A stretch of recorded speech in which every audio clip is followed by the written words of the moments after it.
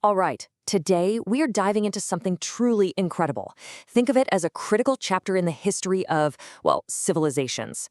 It's a story about an empire that was totally wiped out, completely annihilated, and yet somehow refused to die. We're talking about a system crash so complete it should have been game over. But it wasn't. Instead, it turned into one of the most brilliant turnarounds in all of history. I mean, really let that sink in for a second. We're not just talking about losing a war here. No, this is about your entire physical world. Your government, your laws, your holy places, even your king. Just gone, erased from existence. So, back in the 7th century, you had the Sasanian Persian Empire. I mean, this was a superpower that had been around for 400 years. And it went through, well, you can only call it a total system crash. This wasn't some slow, gradual decline. It was a sudden, catastrophic implosion of everything that made it work. You see, the Sasanian state, it was like this magnificent, intricate crystal. It was incredibly well structured, super powerful, but also really rigid. It had perfected order, but in doing so, it lost all its flexibility. And, well, you know what happens when you hit a brittle crystal with just the right amount of force? It doesn't just crack, it shatters into a million tiny pieces. And wow, did it happen fast. The final blow really was the Battle of Qadisiyah in 636 AD. By 651, just a handful of years later, the last king of kings was gone, dead. The symbolic eternal fire of the court snuffed out. And what came next was this eerie quiet. Historians actually call it the 2 centuries of silence, because it was like the Persian language and its entire identity just vanished from history. And let's be really, really clear about this. By every rule in the history books, this should have been the end. The state itself, gone. Their religion, stamped out. Their language, replaced. For all intents and purposes, this civilization was dead and buried. But it wasn't the end, and that's what makes this story so fascinating. It's a total historical anomaly. Because instead of just disappearing, the Persian civilization sort of became this ghost, a ghost that haunted the very empire that had just conquered it. So that brings us to the big question, right? The puzzle we're going to solve today. How does a civilization survive its own death? How do you hang on when literally every physical thing that defined you has been wiped off the map? And just to give you some perspective, think about the other giants of the ancient world. Egypt, Mesopotamia. When they were conquered, their unique cultures, their languages, their entire way of life, they just faded away. They were absorbed into the next big thing, assimilated. But not Iran. Iran persisted. And that's the real mystery here. Why? Okay, so let's get into it. The answer is just brilliant, and it involves this incredible pivot, a shift away from the physical world and into the world of ideas. It's all about a strategy of letting go of the hardware to save the software. So first things first, what do we even mean by that?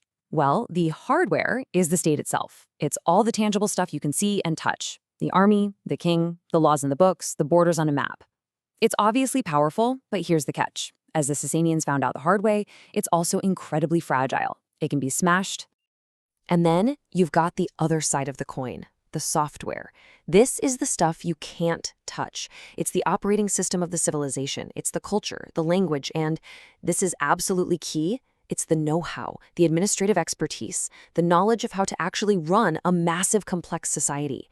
And this software, it turned out to be flexible, adaptable, and, in the end, indestructible. So here's how this played out in the real world. The new Arab conquerors, they were incredible warriors, no doubt about it. But they weren't accountants. They weren't bureaucrats or city planners. They had conquered this huge, sophisticated empire, but they had no clue how to actually run it. So what did they do? They had to turn to the very people they'd just defeated. The Persian scribes, the viziers, the administrators, they suddenly became the most important people around.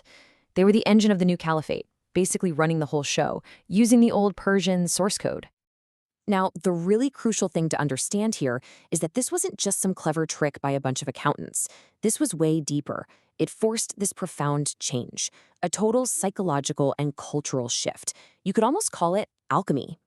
With their entire external world in ruins, survival meant they had to build a fortress inside themselves.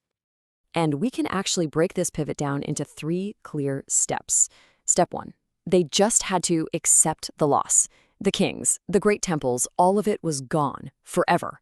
Step 2. They turned inward. They pivoted their entire focus to the life of the mind, to logic, to philosophy, to poetry. And step 3, they used these new tools to build something new. A new kind of unity, a cathedral of the mind that was completely internal, and that no army on earth could ever touch. And that is the key. That's the whole ballgame. Their identity was essentially uploaded. It was transferred from physical buildings into the culture's intellectual and spiritual life. Think about it. The national treasury wasn't gold coins in a palace anymore. It was poetry stored in the collective memory. Their unity couldn't be a building. It had to become an idea. You know, this story is 1,400 years old, but it's so much more than just a history lesson. It's a timeless blueprint for resilience.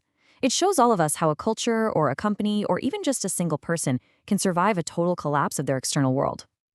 And this quote right here, it just nails the entire strategy. The conquerors came with the sword, yeah, but the conquered, they held the pen. And they knew that if you control the software, if you control the administration, the culture, the story that gets told, you're the one who really controls the future. And in the long run, it's always the pen that writes the final draft of history. So I want to leave you with this question, something to really chew on. When the hardware in our own lives fails, and it does, right? A company goes under, a career path disappears, a system we trusted collapses, what's our software?